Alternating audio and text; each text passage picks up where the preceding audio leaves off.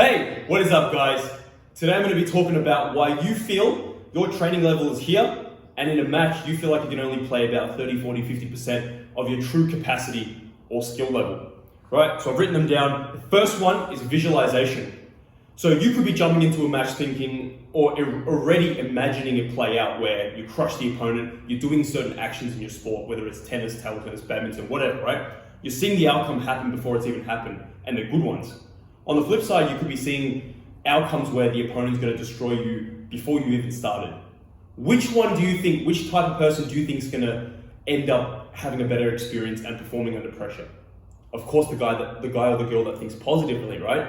Your wish is your command. Whatever you think or believe almost always comes true. And you may be saying, oh, but I believe this, but nothing, what deep down your subconscious mind's telling you, what you're imagining, is a manifestation of what's probably going to happen. So you can train yourself to visualize positively. It's a thing that you can train, but more to be discussed later on. Number two, seeing pressure as a negative experience or a negative thing. No, pressure is a normal thing. If I starved you for 5-6 hours and I said, no, don't be hungry, complete utter crap, right?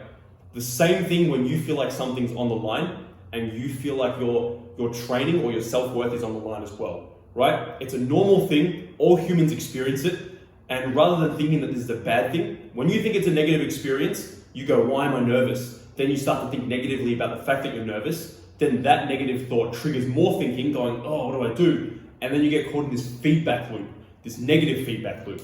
Rather, accept it, I'm damn nervous right now, and that's cool. It's a normal emotion, it's great that I'm nervous, but it doesn't stop me from executing what I want to execute, right? Acceptance, and then you just get on with it.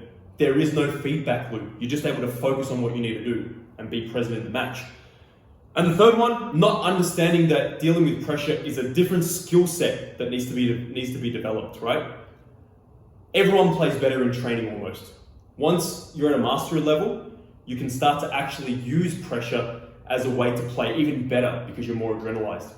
Understand this, right? Understand that pressure and that nervousness, it can either trigger excitement or it can trigger fear, right? Fear and excitement are the same emotions. It's just that one, you're visualizing it as a positive experience, the other one, you're framing it as a negative experience, right? So back to the third point anyway, understand that pressure is a skill. So you may be training really well, and training is for building skill sets and trusting those skill sets, which will have some sort of help towards dealing with pressure. But ultimately, when you jump into a match where you feel like something's on the line, that's when it's another skill set to be nervous, understand that you're nervous, and still perform anyway.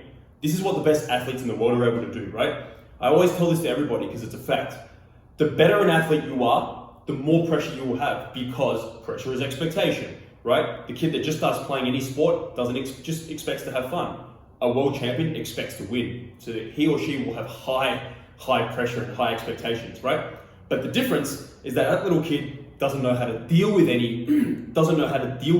any sort of pressure just yet. Whereas the higher level players knows how to deal with all the pressure of the world.